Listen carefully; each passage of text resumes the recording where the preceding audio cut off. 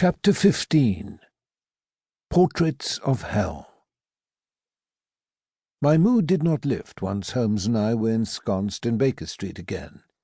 Over the next few days the sun shone brightly on London, but a sullen darkness festered within me.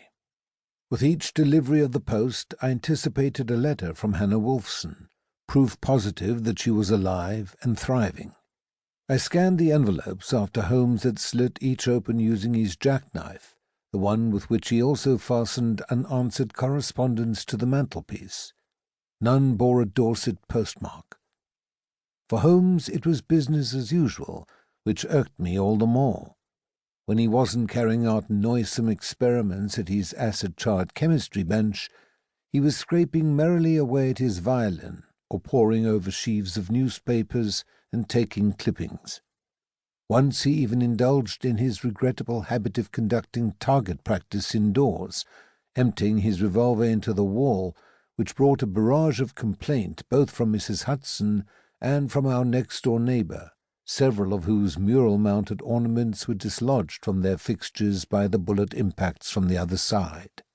If Holmes was worried about Hannah, he did not show it, unless this constant occupation was merely a way of diverting himself. Clients as ever came and went. I would sit there listening to them as they poured their hearts out to Holmes and besought his help, but I felt wholly detached from their various plights. "It is, Mr. Holmes, a family heirloom of some pecuniary worth, but even greater sentimental value.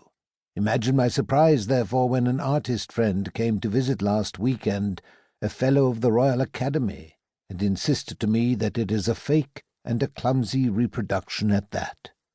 This would not be the first time the rascal has threatened me, and he spelled out in no uncertain terms what would happen if I did not share with him the secret of what he calls the 400 Swords of Fire.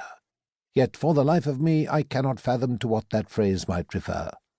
I was enjoying a perfectly ordinary Sunday luncheon with my friends the Abernethys when the maid came in ashen-faced and terribly distressed, babbling something about melting butter and a sprig of parsley, although this was merely a foretaste.